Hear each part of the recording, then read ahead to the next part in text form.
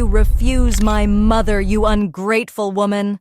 My husband's voice thundered across the room as a ceramic plate shattered against my head, all because I wouldn't sign my condo over to my mother-in-law and wouldn't agree to hand her $5,000 every single month. I rose slowly, steadying myself, and said the calmest sentence of my life: "You truly have no idea what I'm capable of." The moment those words left my mouth, the entire room froze. Sierra felt the warm trickle running down her cheek. The guests stopped mid-sip, their glasses suspended in the air. My mother-in-law, Eleanor Hawthorne, actually clapped her hands. A sharp, thrilled little burst of victory, and my husband, Darren, towered over me with a face twisted so harshly I barely recognized the man I once loved. Just that morning, I thought we were celebrating a birthday. Just yesterday, I still believed things could be fixed. But looking into his glassy, furious eyes, I finally understood. This was the end, and whatever came next would overturn my entire life. But before I tell you what happened next, we need to go back 2 years, to the beginning. Back when Sierra Sterling was a glowing bride-to-be, planning the wedding of her dreams. Welcome to Betty Stories. I share new real-life stories every day, so please hit subscribe and like the video, it truly helps. Now, let's step back into my story. If you stay until the end, I promise you won't regret it. I was 32, Darren was 34. We met at a corporate networking event in one of Atlanta's trendiest restaurants. He worked as a sales manager for a partner company. I was head of sales at a major tech firm. From the first moment, he seemed like the man I had been wishing for.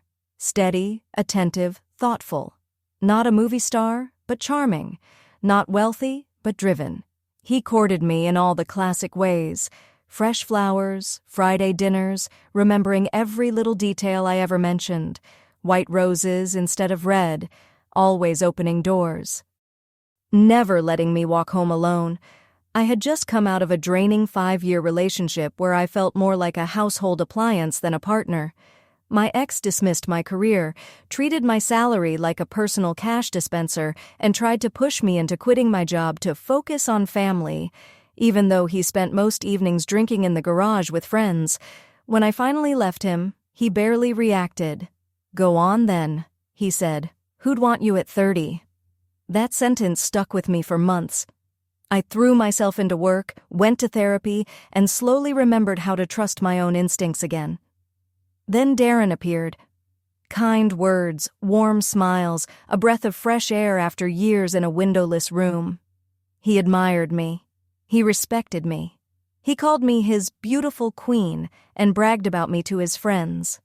For the first time in years, I felt myself softening, opening, believing in love again.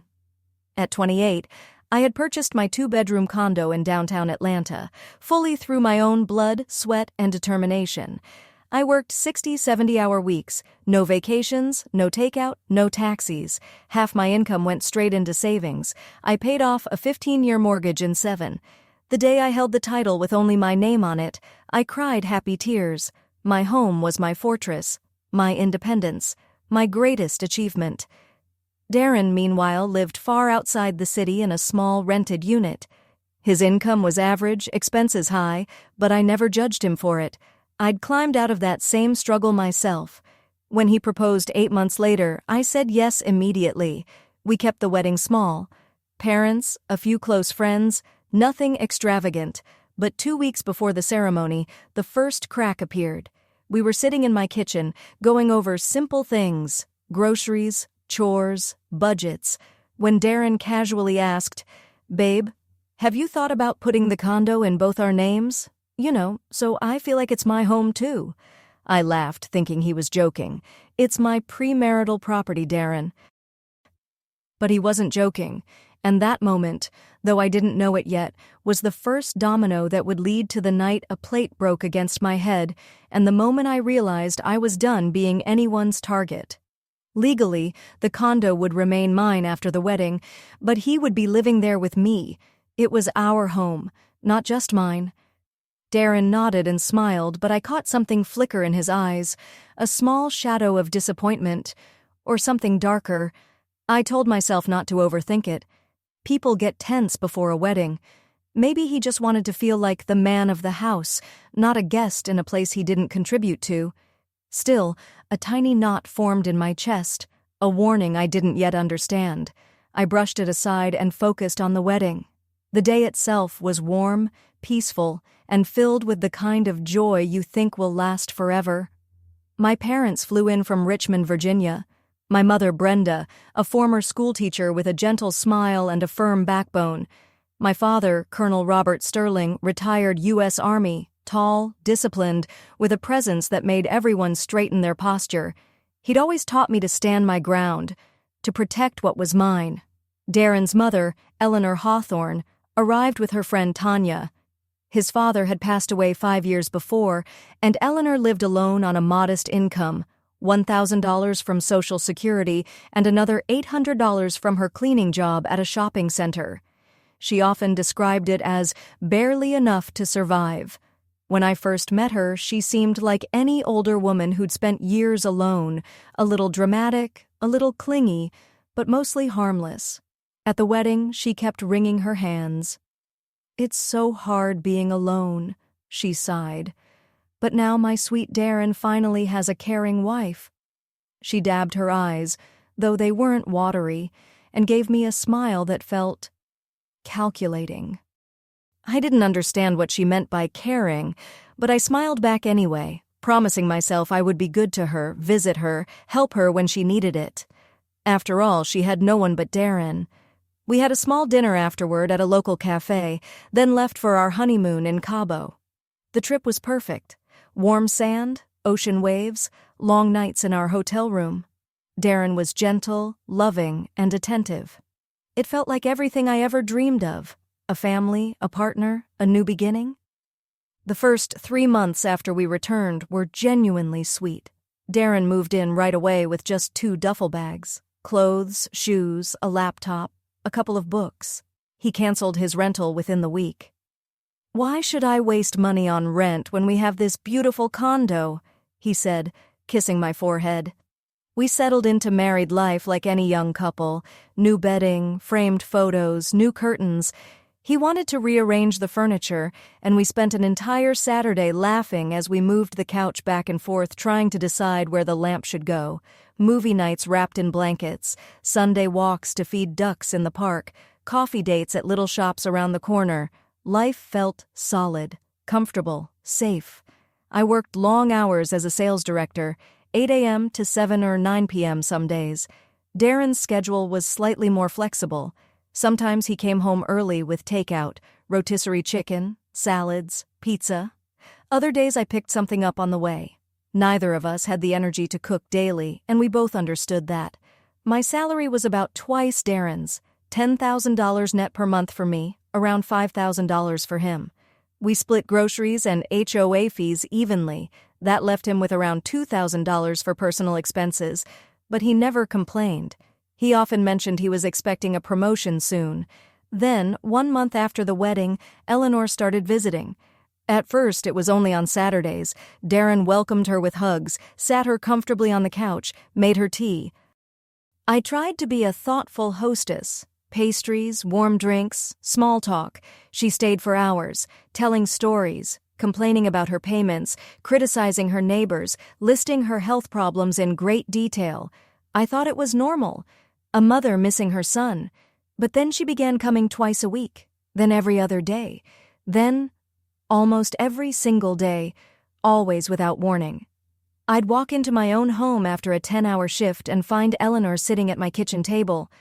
"Oh, Sierra's home," she'd say without even looking up.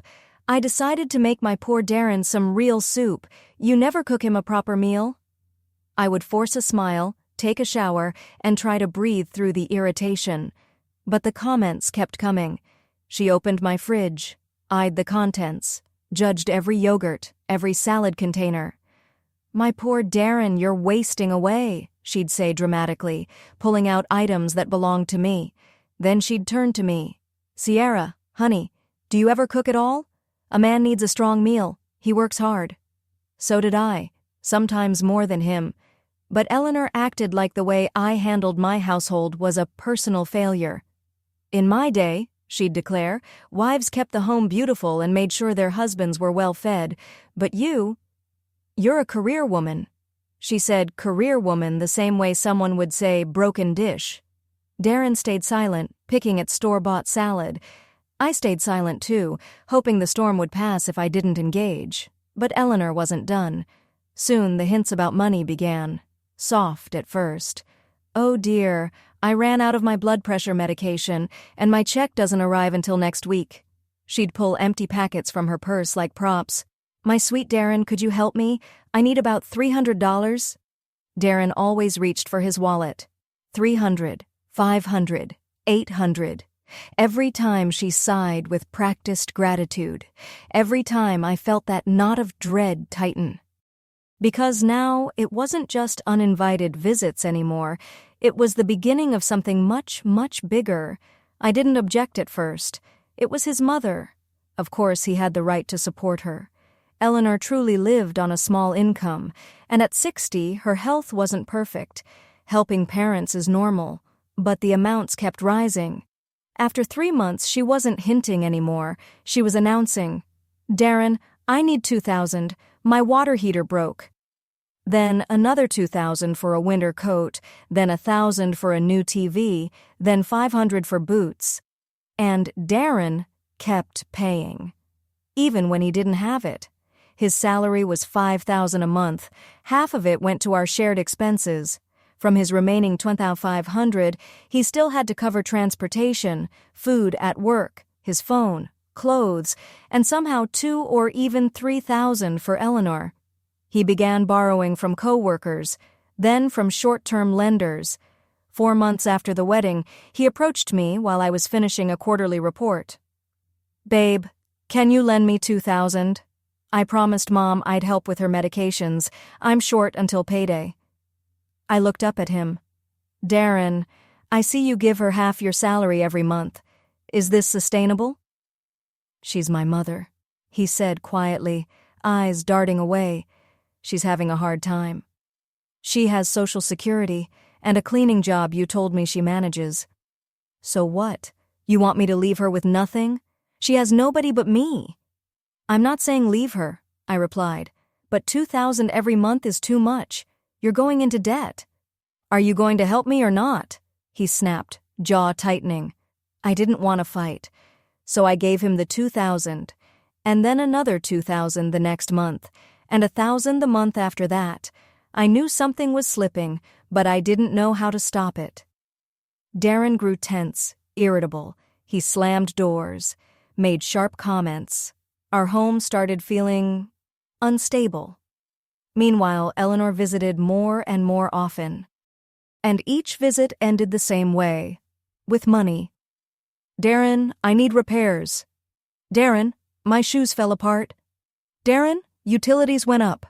And Darren always gave in. Then, 6 months after the wedding, Eleanor revealed her true goal. It was a Saturday afternoon. Darren was at work for an emergency meeting. I'd just come back from the gym, showered, and planned to read on the couch. But when I opened the door, she was already inside my kitchen, sipping tea and eating cookies from my snack bowl as if she lived there. Sierra, we need to talk, she said. Her voice had a firmness I'd never heard before. I sat down across from her, my pulse quickening. I've been thinking about how to say this nicely, she began. So I'll just say it. You're married to my son now. That means you're part of our family, and in our family, we help each other. I stayed silent, waiting. I'm struggling alone, she continued. My income is small. My health is not what it used to be. Darren helps, but it's not enough. You, however, earn well, over $100,000 a year. Eleanor, I understand. I want you to transfer $5,000 to me every month, she cut me off. Darren already agreed. He thinks it's fair. I stared at her. $5,000. Every month. Nearly half of my take-home pay. Well? You don't mind, do you? She pressed, seeing my confusion. You make good money. Your condo is paid off. You're practically wealthy while I'm barely getting by. Eleanor, that's half my salary after taxes. I have expenses too. HOA, utilities, groceries, personal care. She scoffed. Oh, so that's it? You'd rather splurge on yourself while your mother-in-law lives on crumbs? That's not what I said. 5,000 is simply a huge amount. Huge for you, she said, narrowing her eyes. For me, it's just a normal life. I'm not asking for 1,000,000, just 5,000. Darren said you'd agree. You're a kind girl. Anger boiled inside me. Darren had discussed my income with her. Promised her my money, without even asking me. I need to talk to Darren, I said firmly. There's nothing to discuss, she snapped. A proper daughter-in-law doesn't hesitate to help. She went on about some friend's daughter-in-law, a real treasure, who apparently showered her mother-in-law with gifts and money. I stood up. Eleanor, I need to rest. Let's end this conversation. She left with a dramatic slam of the door. I stood alone in the kitchen, hands shaking. $5,000. Every single month. For what? She had income, a part-time job. She wasn't starving. Why did she need that much? When Darren came home, I confronted him right away. Your mother demanded $5,000 from me. Did you know about this? He lifted his hands helplessly. Well, she asked. I said I'd talk to you. I thought you wouldn't mind. Wouldn't mind? Darren? That's an enormous amount. But you have it, he said. You're not struggling. It's not about being broke, I said. It's about boundaries. She's alone, he argued. She raised me working multiple jobs. She sacrificed everything. Now it's my turn to help her live well. I looked at him, stunned. Where was the understanding man I married? Fine, I said finally. How about this? I'll give her $1,000 a month temporarily, until she finds a better job or you get your raise. 1,000? He scoffed. That's nothing. It's not nothing, I replied quietly. And deep inside, I realized I was losing my husband to a woman who didn't want a daughter-in-law. She wanted a provider. It is significant help, I told Darren. If you want her to have more, then you cover the difference. That was the spark. We had our first real fight as a married couple. Darren slammed the door so hard the frame shook, grabbed an overnight bag, and stormed out to stay at his mother's place. He came back early the next morning, silent, withdrawn, looking at everything but me. I hadn't slept a minute. For the first time, I wondered whether our marriage was already cracking. Still, I kept my word. Every month, I transferred $1,000 to Eleanor. She accepted it with the delicate grace of someone receiving bad news. Only 1,000? She'd sigh dramatically, lifting her chin like a disappointed queen. Well, I suppose it's better than nothing. Darren remained moody, distant. Our home no longer felt warm. We barely spoke. Evenings were spent in opposite corners, me with my laptop, him scrolling on his phone. Affection vanished. Morning kisses disappeared. Our bed felt like a divide instead of a shared space. And then the unannounced visits began. Eleanor showed up whenever she pleased, morning, afternoon, late evening. One day, I came home from work and found her in my kitchen, browsing through the fridge. "Oh, Sierra's home," she said without even turning her head. "I'm just checking what you two are eating, all this processed stuff. Darren will get sick one day." Other times, she walked straight into our bedroom and rummaged through my drawers. "My goodness, look at all these clothes you have. Meanwhile, my poor Darren wears old shirts. Aren't you embarrassed?" I protested. Of course I protested, but Darren always took her side. "She's my mom," he said. "She's not hurting anything. She just wants the best for us." Then came the day I knew things had gone too far. I unlocked the front door and nearly dropped my keys. Eleanor had rearranged the entire living room. The couch was against a different wall, the armchair was beside the window, the rug was rolled up and hidden. "It's cozier this way," she announced proudly. "I know how to make a home feel beautiful. I have experience." "Eleanor, this is my condo," I snapped. "It's our condo," she corrected coolly. "Darren lives here. That makes it ours. Unless you think my son is some kind of guest?" Darren immediately jumped in. "Why are you getting upset over furniture? It looks fine." And just like that, I realized something terrible. I was becoming a stranger in the place I worked years to earn. Then, a year after the wedding, came her ultimate demand. It was a random Wednesday. I came home drained hours of negotiating with a difficult client. Darren was on the couch watching a game. In the kitchen, I found Eleanor and her friend Tanya sipping tea and eating candy from my dish. "Sierra, sit down," Eleanor said sharply.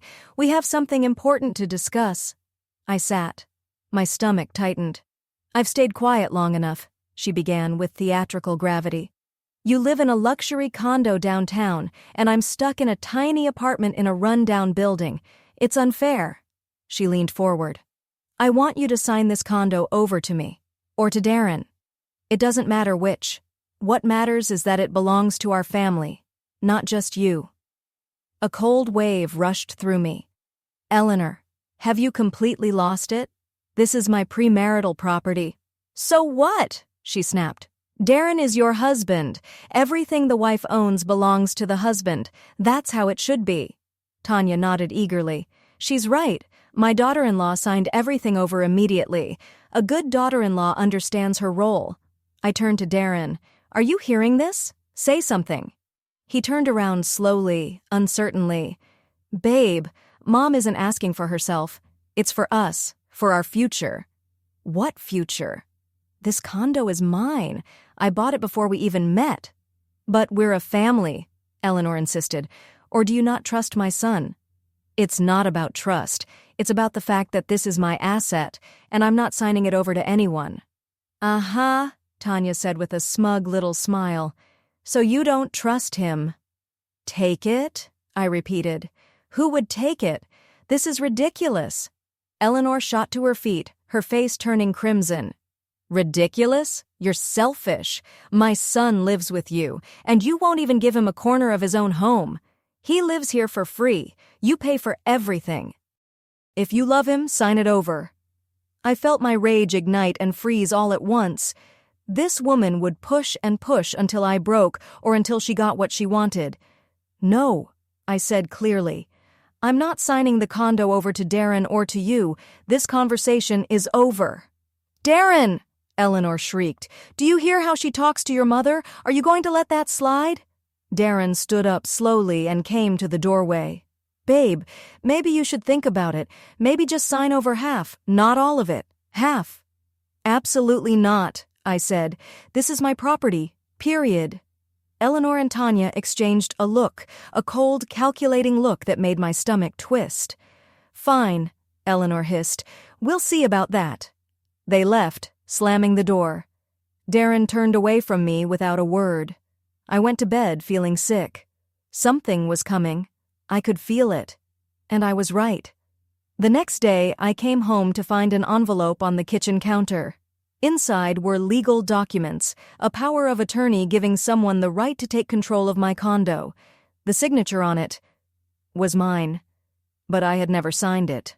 My blood went cold. I walked into the living room, trembling. "Darren, what is this?" He didn't look away from the television. "It's the power of attorney. Mom had it prepared." "You forged my signature?" He shrugged as if it were nothing. "I thought you wouldn't mind." "I do mind. This is illegal. This is document fraud. This is a felony." "Don't yell. Mom meant well." I tore the papers into pieces right in front of him, my hands shaking. "If anything like this ever happens again, I'm going to the police. Do you understand?" Darren didn't answer, but something dark flickered across his face, something I had never seen in him before. And that was the moment I realized my marriage was no longer just troubled, it was dangerous. I realized I was in very real danger, and what terrified me most was knowing this wasn't the end, it was only the beginning. After the forged document incident, I barely slept for days. I lay beside my peacefully snoring husband and stared at the ceiling, haunted by the fact that the man I once saw as honest and trustworthy had been willing to commit a crime against me. For what? For a condo? For his mother's approval? The Darren I knew, the man who once brought me white roses and opened car doors, was capable of forging my signature without hesitation. The next morning, after he left for work, I sat at my desk and typed, "Family law attorney near me." I found a law firm close to my office and booked a consultation during my lunch break. The attorney, Alicia King, was in her 50s, sharp, composed, with the kind of presence that instantly commands respect. She listened closely as I told her everything, taking notes, asking precise questions. When I finished, she folded her hands and spoke calmly. "Sierra, your condo is premarital property. Legally, it belongs to you and only you. Georgia law is clear. Your husband has no claim to it, not a square inch." I exhaled shakily. "So even if we divorce, it stays mine?" "Absolutely, but—" She removed her glasses and gave me a piercing, honest look. "If you sign it over voluntarily or under pressure, then it's gone, and proving coercion afterward is nearly impossible. It becomes a gift. Your signature becomes the law." "I'm not going to sign it over," I insisted. Alicia leaned forward. "Your husband already attempted a forgery once. People who cross that line often do it again. You need to be prepared." My skin went cold. "Do you think he might try again?" "I think you should be cautious. Document everything. Record conversations if they pressure you, and gather all personal documents somewhere safe. Sierra, your situation is not healthy, and unless you set firm boundaries, it will escalate." I left her office shaken but resolute. I would not lose my home. I had fought too hard to earn it. Back home, I turned on the voice recorder on my phone and placed it openly on the living room table. Darren noticed. "What's that for?" "I need to record voice notes for work," I lied. He nodded, uninterested. A week later, Eleanor returned. But this time she didn't come alone. She brought reinforcements. Tanya was with her. So were Darren's Aunt Zena and his father's cousin Gabby. 4 women seated themselves in my living room like a panel prepared to pass judgment. I walked into the condo and froze. It felt like walking into a courtroom. "Sierra, sit down," Eleanor commanded, as if I were a child summoned for discipline. "We're here to talk to you nicely as a family." I took a chair near the door, close enough to leave if I needed to. Darren stood in the kitchen doorway, silent, eyes down. Aunt Zena began first. "This isn't right. Darren considers this his home, yet he has no claim to it. A man needs to feel like the head of the house." Tanya jumped in immediately. "In our day, wives signed everything over to their husbands. That's how a real family works." Gabby sniffed. "My granddaughter's husband doesn't even work, but everything is in his name. That's proper. That's respect." I stared at them, stunned. "Excuse me, but what business is my condo of yours?" "Business? Business?" Eleanor nearly shrieked. "We're family. We're concerned for Darren. You're humiliating him." "I'm not humiliating him," I said. "He lives here just as comfortably as I do." "But it's not in his name," Zena insisted. "That's wrong. At least half should be his." "I don't owe anyone anything," I said firmly. "This condo is my premarital property." "See?" Eleanor hissed at her allies. "Selfish, greedy, only thinks of herself." "You're embarrassing our family," Gabby added. "Everyone is talking about how Darren's wife doesn't respect him." "Everyone?" I repeated. "Who exactly is everyone?" "All the relatives," Zena said. "All our friends." "We're telling the truth. You refuse to sign your condo over." I stood. "That's enough. The conversation is over. Please leave my home." "Our home!" Eleanor screamed back. "Darren lives here. It's our home." "Out," I said, opening the door, "or I call the police." They grumbled, muttered, shook their heads, but they left. At the doorway, Eleanor turned and hissed, "You will regret crossing our family." When the door shut, I turned to Darren. "You allowed them to do this here. You let them ambush me in my own home." "They just wanted to talk," he said quietly. "They were demanding my condo." "Not to them," he corrected. "To me, your husband." "And you think I should agree to that?" Darren hesitated, then said the words that shattered something inside me. "It would be the right thing to do." Something inside me broke. A clean snap. "Darren, go stay with your mother tonight." "What?" "Leave. I need time to think." He left, slamming the door so hard the picture frames rattled. and I sat on the couch and cried for the first time since all this began, not out of fear, but out of disappointment, betrayal, the crushing realization that the marriage I believed in was crumbling fast. The next day at work, I received an anonymous email. The sender claimed to be someone from the HR department of Darren's partner company. "Sierra, you don't know me, but I overheard your husband talking about hiring a lawyer to sue you for a share of your condo. He says he has grounds. Please be careful." I read it 3 times. So he wasn't just influenced, he was already planning legal action. They weren't just pressuring me, they were preparing for a battle. I rushed back to Alicia King and showed her the email.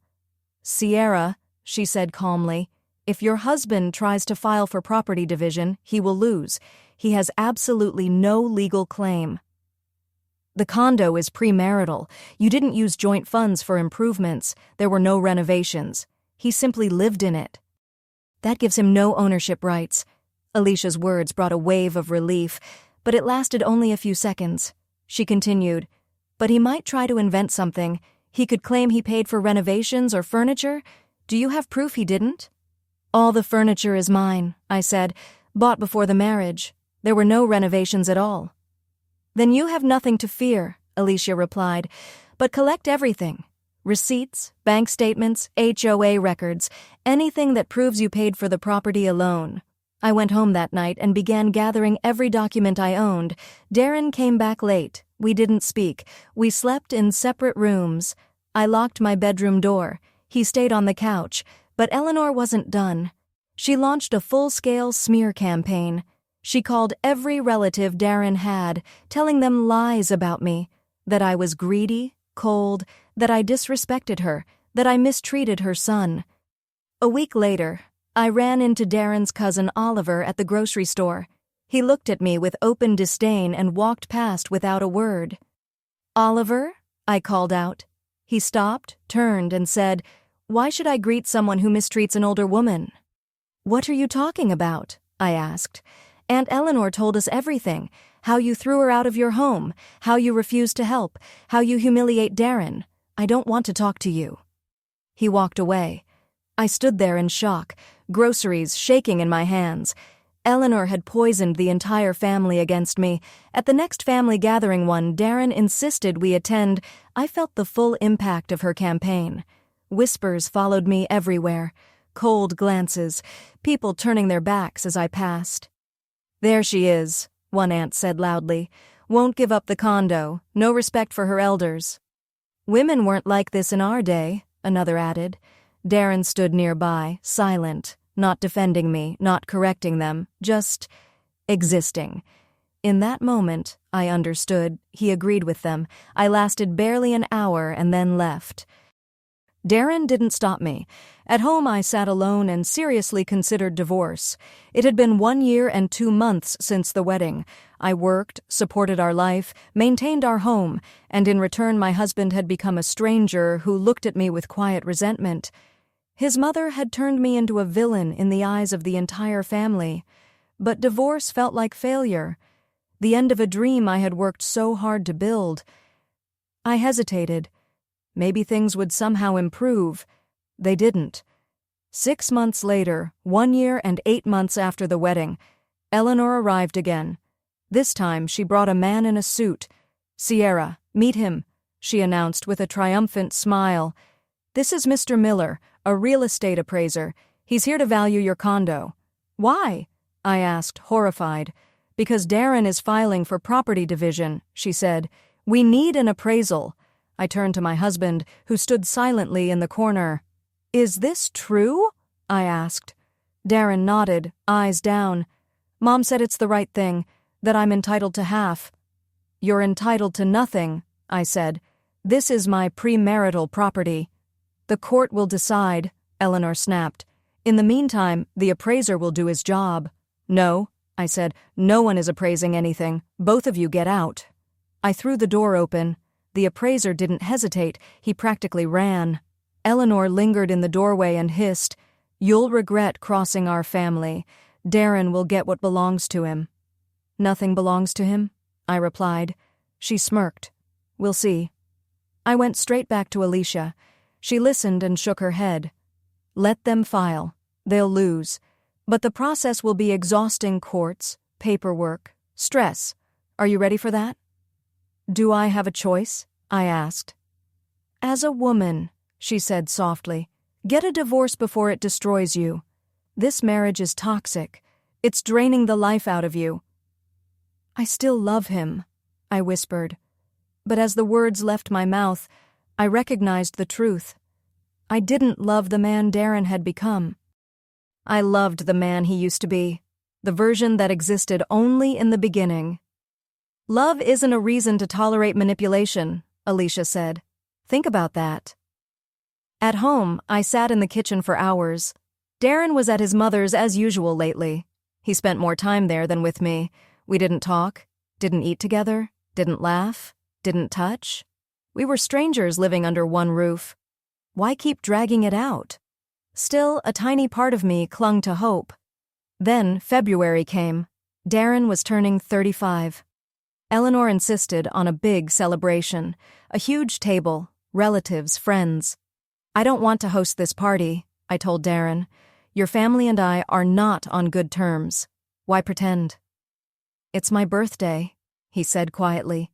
Can't you do this one thing for me? Please. I'm asking one last time. There was something desperate in his voice. And foolishly, I softened. Maybe this would be a chance. Maybe a peaceful evening would remind us of the beginnings. Maybe we could talk, reconnect, find some middle ground. Fine, I agreed, but only if your mother doesn't cause problems. She won't, he promised. He lied. I spent the entire Saturday preparing. I bought $800 worth of groceries, made appetizers, sliced salmon, prepared canapes, roasted meat, set a beautiful table, bought an elegant cake from an expensive bakery, arranged fresh flowers in vases. I wanted everything to be perfect, to show Darren that I was trying even if I wasn't sure why anymore. Eleanor and Tanya showed up 2 hours early and immediately started ordering me around. This goes over there. Move that vase. Why is the cake the wrong kind? Take this away, it looks cheap. I stayed silent, jaw clenched. Just get through the party, I told myself. Just get through tonight. Don't ruin it, I whispered to myself. Guests began arriving at 7 p.m. My parents flew in from Richmond, and the moment my father, Colonel Robert Sterling, walked through the door, he understood something was wrong. He watched Eleanor ordering me around like staff, and Darren standing by, saying nothing. Dad approached quietly. Everything all right, sweetheart? Yes, Dad. Everything's fine. He didn't believe me. I could see it in his eyes. But he let it go. Darren's aunts, cousins, and family friends arrived next, each giving me the same cold, judgmental look. Eleanor had clearly spread her narrative long before the party began. The evening started with small talk, toasts, and laughter. Eleanor sat at the head of the table like she owned the place. Darren sat proudly next to her.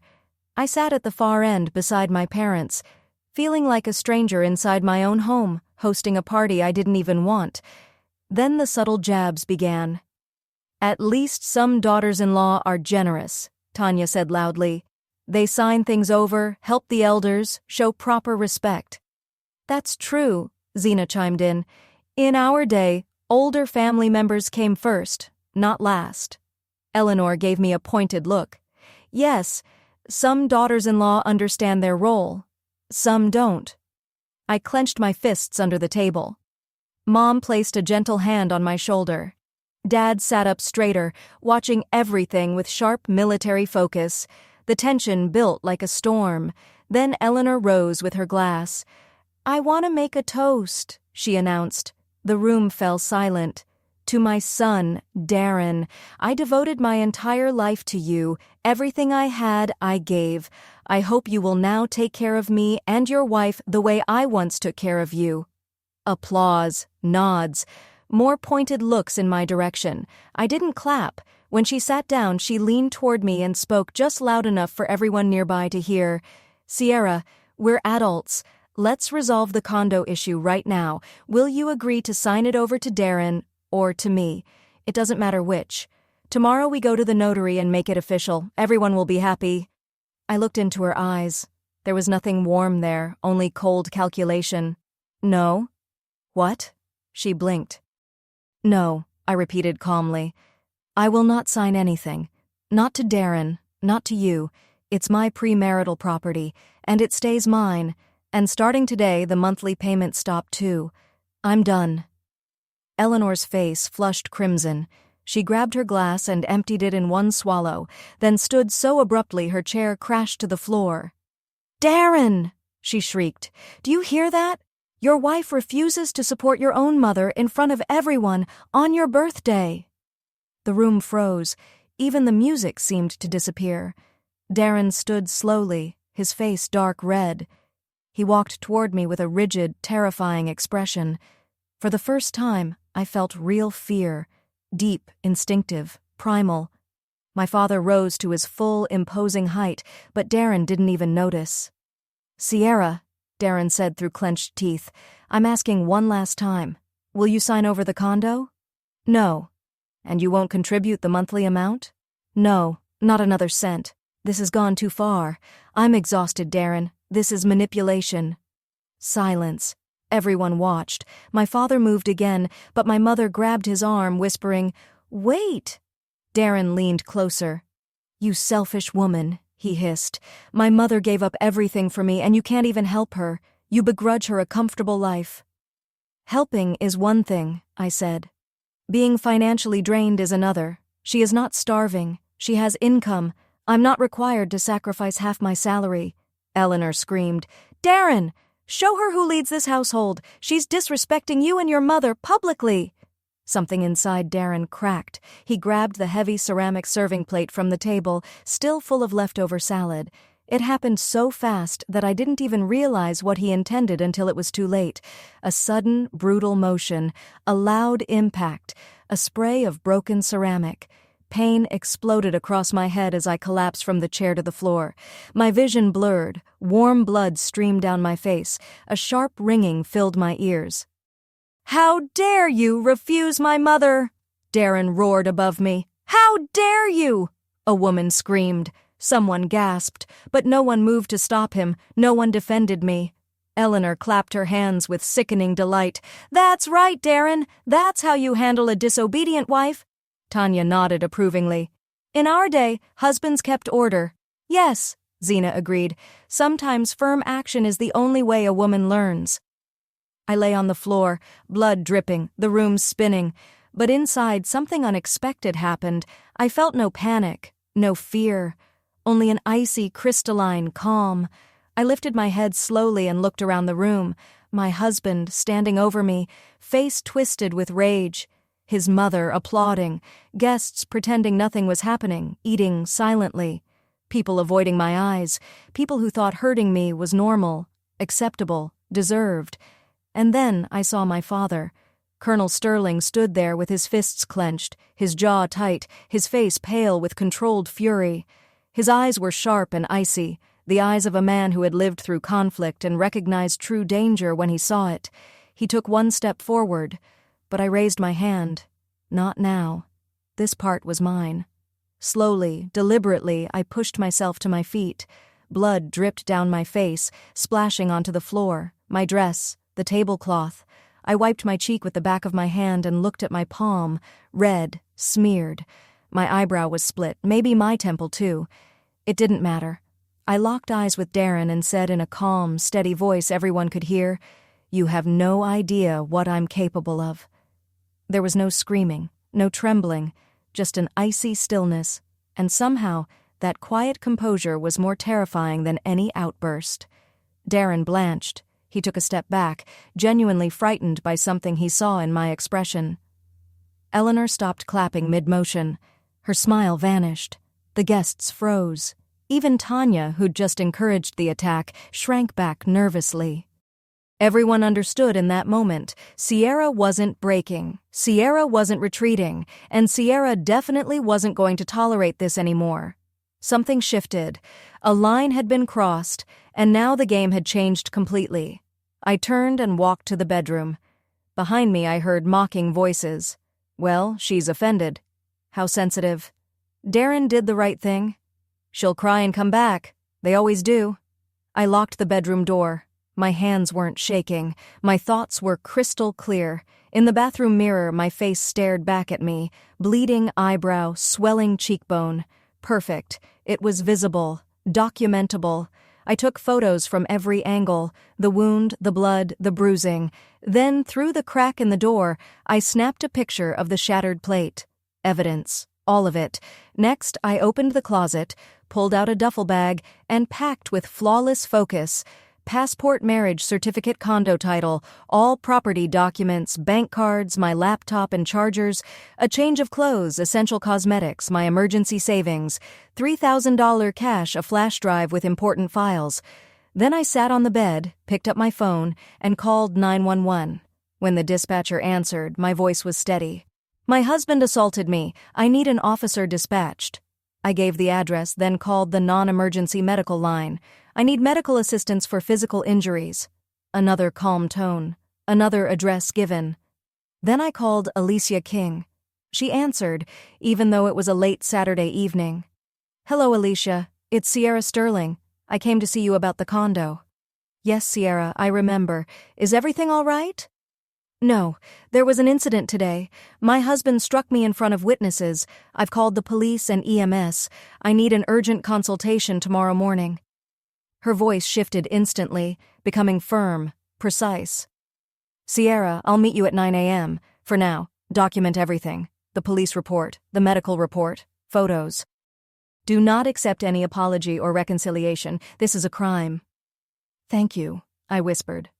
I hung up and pressed a towel to my eyebrow. The bleeding was slowing. Outside my door, the party continued. Laughter, voices, conversations. Not one person checked on me, not one knock. But I knew my father was standing guard outside, silent and steady. His moment would come. 20 minutes later, a loud, firm knock echoed through the condo. I opened the bedroom door. Every guest went silent. Without looking at anyone, I walked to the front door and opened it. 2 police officers stood there, a middle-aged man and a young woman. You called us? The man asked. Yes, please come in. Darren jumped to his feet. Police? Sierra, what are you doing? I looked him in the eyes. I'm filing a report for assault. Eleanor shrieked instantly. What assault? Darren just calmed her down a little. She provoked him. The officer raised a hand. Ma'am, please do not interfere. Step aside. He turned to me. Victim, please describe what happened. Calmly, coldly, I explained. The demand to sign over the condo. My refusal. The plate. The impact. The witnesses. Eleanor cheering him on. Every detail. The witnesses are right here, I said, gesturing toward the table. They all saw it. The officers took notes. Darren paled. Sierra, you're not seriously doing this. It was just a fight. A family matter. It is not a family matter, I replied. It's a crime. And I'm reporting it. The doorbell rang again. EMS had arrived. A female EMT in her 50s examined me. Laceration near the eyebrow about 2 centimeters. Bruising on the temple, roughly 4 by 5 centimeters. She wrote everything down. You need to go to the ER tomorrow morning to obtain an official medical report. It's crucial for court. I will, I said. She cleaned the wound, applied a bandage, and gave me instructions. Meanwhile, the police questioned the guests. They mumbled excuses, avoiding eye contact. Well, we didn't really see. The music was loud. Maybe she fell. Tanya stayed silent. Eleanor was still screaming, and then my father stepped forward. It's all lies, Eleanor shrieked. Darren didn't touch her. She fell. She's making it up to frame him. The officer didn't even look up from his notes. Ma'am, there are witnesses. There is medical evidence. There is a laceration, a hematoma, and broken ceramic pieces. Your statement has been recorded, but it contradicts the physical facts. Darren's face drained of color. Moments ago, he had been furious, loud, violent. Now his voice trembled. I didn't mean to. I just snapped. She pushed me to it. You can explain that to the detective, the officer replied coldly. And just like that, the party evaporated. Guests grabbed coats silently. No one said goodbye. No one looked at me. No one looked at Darren. Zena and Tanya slipped out without even glancing at Eleanor. Within minutes, only a handful of people remained. Me, my parents, Darren, Eleanor, and the officers taking statements. Then my father stepped forward. Colonel Robert Sterling, who had been silent all evening, moved with slow, controlled precision. Tall, broad-shouldered, silver-haired, a presence that made even the officers straighten automatically. He had stood by the wall watching everything, watching his daughter get struck, watching the mother-in-law applaud it, watching guests look away and chew their food, watching justice begin its slow march into the room. He remembered every face, every word, everything. Now he stepped right up to Darren. "Did you do that?" he asked quietly, nodding toward my bloody face. Darren opened his mouth, closed it, and finally gave a tiny, terrified nod. "Quiet," my father said gently. But that single quiet word froze every person in the room. Even the police stopped writing. "We're going outside." It wasn't a suggestion. It was an order. The kind issued by someone used to being obeyed. Dad grabbed Darren by the collar and dragged him toward the door. Darren tried to pull away, but my father's grip was unbreakable. The officers exchanged a look and did nothing. They saw a father protecting his daughter, and they understood. The door slammed behind them. A minute later, muffled thuds echoed from the stairwell. 1, 2, 3. Darren's voice cried out, I'm sorry, I won't do it again, I swear." My father's voice, steady and cold, "You will answer for what you did to my daughter, for every drop of her blood." More thuds, measured, professional, deliberate. My father had served 30 years. He knew exactly how to strike to make a point, without causing permanent damage. Then silence. The door opened. Dad walked in calmly, hands relaxed at his sides, not a scratch on his knuckles. Darren followed behind him, limping, clutching his ribs. His nose was bleeding, his eyes swelling shut, and his lip was split. "Sit down. Don't move," Dad commanded. Darren sank into a chair by the wall, trembling. Dad turned to the officers. "Continue your work," he said in a firm, commanding tone. They nodded instantly, like soldiers acknowledging a superior. Then Dad approached Eleanor.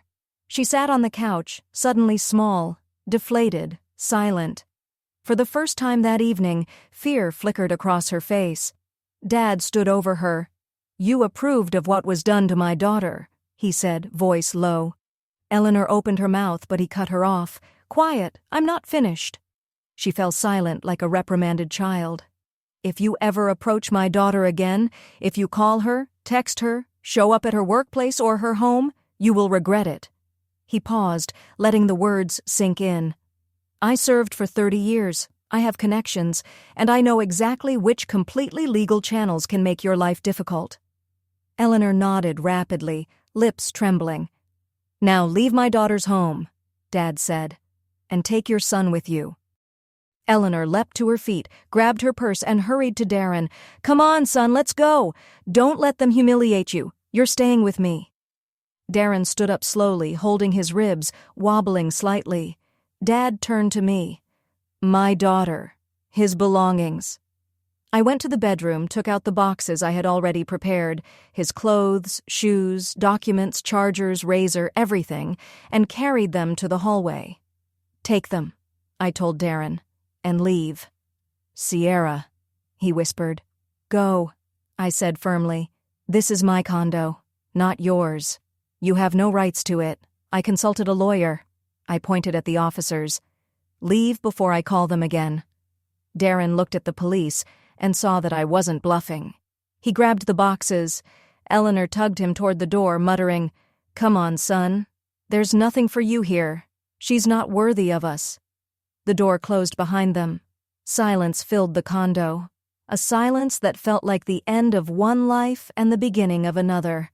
I sat on the couch, feeling nothing and everything at once. Mom wrapped her arms around me. Dad placed a steady hand on my shoulder. The senior officer closed his notebook. "You need to come to the precinct tomorrow to give a full statement," he said. "And go to the emergency room. The medical report is essential for court." "I'll be there," I nodded.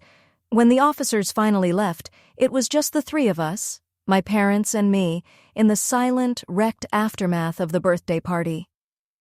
"My daughter," Mom whispered, brushing my hair back gently. "You did the right thing." Dad nodded. "I'm proud of you. You stayed composed. You protected yourself. You acted like a soldier." I didn't cry. There was no panic, no self-pity, no trembling. Just one thought. There's a battle ahead, and I intend to win it. My parents stayed the night. Mom helped me wash the blood from my face, changed my bandage, gave me a sedative. Dad remained in the living room, sitting upright, silent, alert, like a guard stationed outside my door. No one would touch his daughter while he was alive. The next morning, at the emergency room, the doctor examined me carefully, documenting every injury: 2 centimeter laceration to the eyebrow, head contusion, 4-5 centimeter hematoma on the temple. Everything was recorded. Everything was official. I received my medical report, thanked the staff, and went straight to my lawyer. Alicia listened, then exhaled sharply. "Sierra, you handled everything perfectly. Now here's the plan. File for divorce today. Request an emergency restraining order, 300 FT mandatory distance. Freeze any joint accounts immediately." "We have one debit card," I said. "Shared expenses, about $40,000. Alicia didn't even blink. "Withdraw it. It's your money. Do it now. The court can sort the details later." I left her office and went straight to the bank. I withdrew every cent, all $40,000, transferred it to my personal account, and closed the shared card. 1 hour later, Darren found out. He called nonstop from unknown numbers. "You stole my money! You thief! Give it back or I'll sue you!" I blocked every number.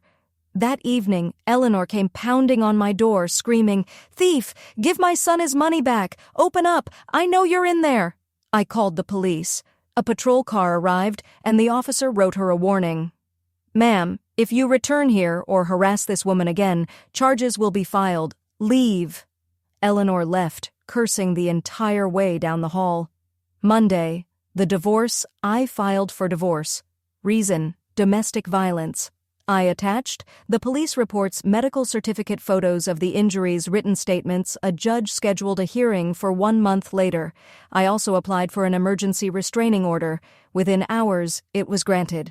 Darren was officially prohibited from contacting me or coming anywhere near my home or job, but he didn't stop. He started showing up outside my office building and my condo. Each time I called security or the police. After the third violation, he was fined $1,000. Next time, the officer told him, it will be jail. Eleanor then tried another tactic. She found my parents' phone number. She called my mother, wailing, "Your daughter destroyed my family. She threw my son out. She stole our money." My mother listened calmly. "Eleanor, my daughter is protecting herself from someone who harmed her. Your son hit her in front of witnesses. If you call this number again, I will report you." Eleanor never dialed again. The court battle for the condo. Darren filed a lawsuit demanding half the condo for property division. He claimed he contributed and that marriage made it his. Alicia and I arrived at the courthouse fully prepared. Alicia stood at the podium like a general presenting a final battle plan. "Your Honor," she began, "the condo was purchased by my client before the marriage. It is premarital property under Georgia law. Premarital property is not subject to division." Darren stumbled through objections. "But I lived there. I paid HOA fees." Alicia didn't even turn her head. The defendant provided no proof of contributing to improvements. Bank statements show the plaintiff paid utilities and HOA almost exclusively. Furniture and appliances were purchased before the marriage. There were no renovations during the marriage. The judge looked at Darren with thinly concealed impatience. Motion denied. The condo remains the sole property of Ms. Sierra Sterling. Next case. Gavel. Done. Darren walked out looking hollow and defeated. Eleanor clutched her heart dramatically. How is this possible? He was her husband. How is it not his? They were stunned, but they weren't finished. Not yet. A week later, Eleanor showed up at my workplace. She managed to slip past the front desk and burst straight into my office, wild-eyed and shouting, "You ruined my son's life!" She screamed. "He's sleeping on the floor in my tiny apartment. He has nowhere to go. Give him the condo back." I reached for the security button. "Eleanor, leave the building immediately, or I'm calling the police." "I'm not leaving until you give it back." Security arrived within seconds and escorted her out as she kicked and protested the entire way down the hall. I filed another police report. Eleanor received an official warning. One more incident and charges would follow. Meanwhile, at her apartment, a mutual acquaintance told me what was happening. Darren and Eleanor were fighting constantly. She shouted things like, "You're a burden, not a provider. You lost a smart, successful wife with a home, and now you're living off my retirement check." He tried finding work, but he couldn't keep a job. He showed up late, snapped at colleagues, stopped trying, and was eventually let go from multiple places. His reputation had collapsed. I, on the other hand, kept living, working, healing. My condo was quiet now, but beautifully mine. I repainted the living room, bought a new couch, hung new art, erasing every trace of Darren. Every change felt like breathing fresh air. 2 months after the court hearing, the final divorce decree arrived. The judge reviewed everything. Police reports, my medical documentation photos, witness statements, my parents' testimony. "The marriage is dissolved," the judge said. "All premarital property remains with Ms. Sterling. The defendant has no legal claim to the condo." Darren didn't receive a single dollar. When I held the divorce certificate in my hands, a wave of relief washed over me. It was over. I was free. But Darren didn't let go easily. He called from strange numbers, sometimes begging, sometimes crying. "I didn't mean it. Please, give me another chance. I love you." I hung up every time. I didn't feel anger, and I didn't feel satisfaction either. I felt absolutely nothing. That man was a stranger. Rumors, gossip, and reality, Eleanor tried spreading stories. Sierra destroyed my family. She tricked my son. She stole the condo. But no one believed her anymore. Everyone knew the truth. Her son had harmed his wife in front of witnesses. The wife had protected herself. Everything that happened afterward was simply justice. Darren's downfall. 3 months after the divorce, Darren got fired again. He started drinking heavily. He bounced from job to job, sinking deeper. Eleanor eventually snapped, "You're a leech, not a support. I wasted my life on you, and you achieved nothing." According to her neighbor Tanya, she screamed for hours. "You lost a smart wife with a future, and now you're draining me dry."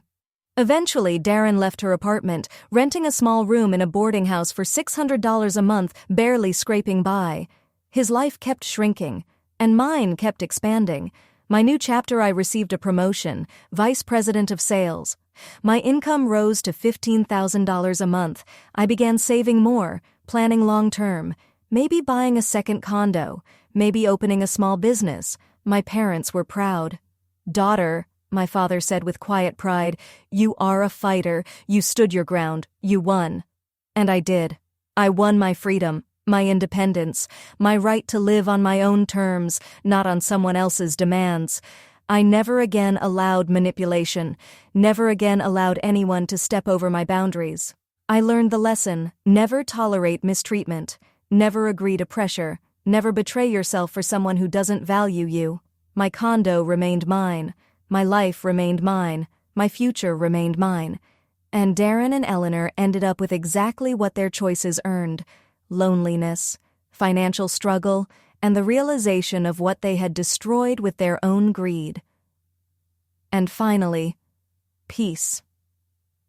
Sometimes in the evenings, I sit on my balcony, the balcony of my condo, sip tea, look out over the Atlanta skyline and think, I did it. I protected myself. I know my worth now, and I will never again let anyone take what belongs to me. I won that battle, and I now understand, when necessary, I am capable of anything, absolutely anything. I'm really glad you're here and that I could share my story with you. If you enjoyed it, please like the video and subscribe. It truly helps my channel grow. Tell me in the comments which city you're watching from and what time it is right now. It's always so amazing to see where everyone is tuning in from. And if you'd like to show some extra support, you're welcome to send a small donation. I share new life stories every single day. Don't miss the next one.